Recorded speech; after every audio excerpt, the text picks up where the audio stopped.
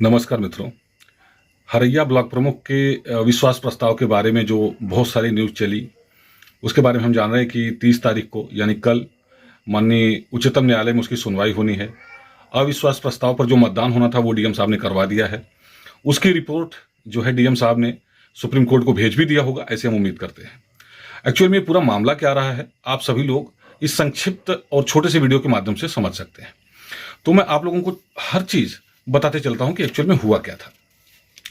हुआ ये कि 7/3/2025 को 7 मार्च 2025 को हरैया ब्लॉक के जो 100 बीडीसी थे उनमें से लगभग 70 बीडीसी ने क्या किया, डीएम साहब को एक अविश्वास प्रस्ताव की नोटिस दिया कि हमें ये जो वर्तमान ब्लॉक प्रमुख हैं इनमें विश्वास नहीं है, इनके खिलाफ अविश्वास प्रस्ताव पर मतदान करवाया जाए।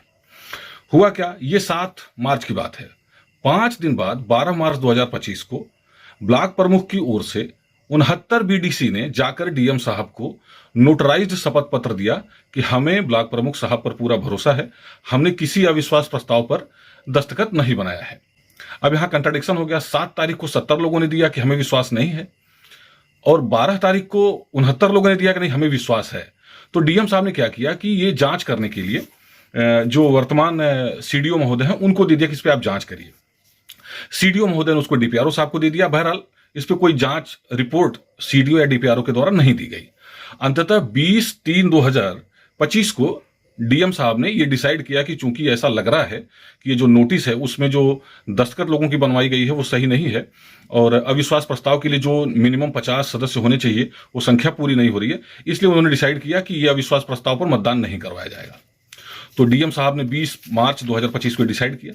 डीएम साहब के इस डिसीजन के खिलाफ वंदना देवी जो कि एक बीडीसी हैं हरैया ब्लॉक की, उन्होंने क्या किया कि माननीय उच्च न्यायालय इलाहाबाद उच्च न्यायालय के समक्ष एक रिट याचिका पेश की। कब की? उन्होंने 7/4/2025 को। 7/4/2025 को जब उन्होंने रिट याचिका पेश किया तो ऑनरेबल हाई कोर्ट ने ये कहा डीएम साहब को फिर से इसको डिसाइड करिए। जो 20/3/25 को आपने डिसाइड कर दिया है उसको छोड़िए, आप फिर से डिसाइड करिए। तो डीएम साहब ने फिर से डिसाइड किया और डीएम साहब ने जब फिर से डिसाइड किया तो 26/4/2025 को डीएम साहब ने अपना जो 20/3 का डिसीजन था, जो उन्होंने 20/3 को कहा था कि अविश्वास प्रस्ताव पर मतदान नहीं करवाया जा सकता, उसी निर्णय को 26/4/25 को भी बहाल कर दिया। अब फिर से जो है वंदना देवी ने इसको अपोज किया कि साहब ये तो गलत हो रहा है। तो ऑनरेबल हाई कोर्ट ने इस विषय पर विस्तार से सुनवाई करते हुए दिनांक 6/5/2025 को डीएम को यह निर्देशित किया कि श्रीमान आप एक काम करिए कि अविश्वास प्रस्ताव पर जो है मतदान करवाइए और फिर और एक काम और करिएगा कि ये जो संदिग्ध हस्ताक्षर है सदस्यों को उनको भी जरा वेरीफाई कर लीजिएगा। ये ऑनरेबल हाई कोर्ट ने क्या किया, डिसाइड किया 6/5/2025 को।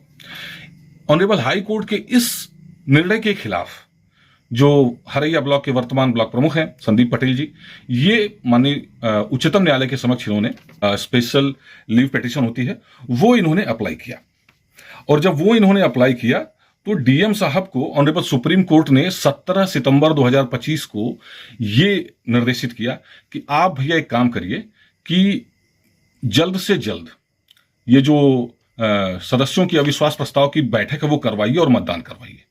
और साथ ही साथ एक काम करिएगा कि 9 सदस्य जिनके हस्ताक्षर संदिग्ध हैं, विवादित हैं, उनको आप वेरीफाई करिए और दोनों रिपोर्ट, मतदान होने के बाद मतदान की रिपोर्ट और 9 सदस्यों की जो हस्ताक्षर संदिग्ध है उनका वेरिफिकेशन करके आप 30/10/2025 के पहले हमारे कोर्ट में भेज दीजिए। तो डीएम साहब ने अविश्वास प्रस्ताव पर बैठक करा ही दिया है। काफी हो हल्ला हुआ, आप सभी लोग जान रहे हैं और उम्मीद है कि डीएम साहब ने दोनों ही बिंदुओं पर अपनी रिपोर्ट प्रेषित कर दिया होगा।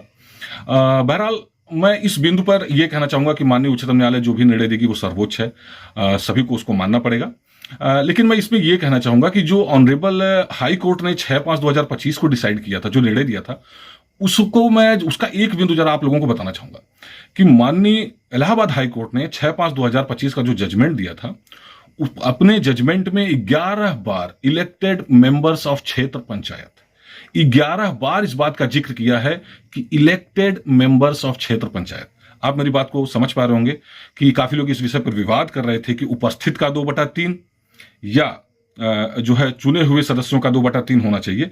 तो मैं इस बिंदु पर फिर से यही कहूंगा कि चुने हुए सदस्यों का 2/3 अगर बहुमत से पारित होता है अविश्वास प्रस्ताव, तभी जो ब्लॉक प्रमुख होता है उनको हटाया जा सकता है, अदरवाइज नहीं। बहरहाल चूंकि ये प्रश्न माननीय उच्चतम न्यायालय के समक्ष विचारण के लिए है, इसलिए हम लोग इस पर कोई कमेंट नहीं करेंगे और माननीय उच्चतम न्यायालय जो भी डिसाइड करेगी उसको सब लोग मानेंगे। ये संक्षिप्त वीडियो के माध्यम से इस पूरे प्रकरण को बताने का हमने प्रयास किया। धन्यवाद।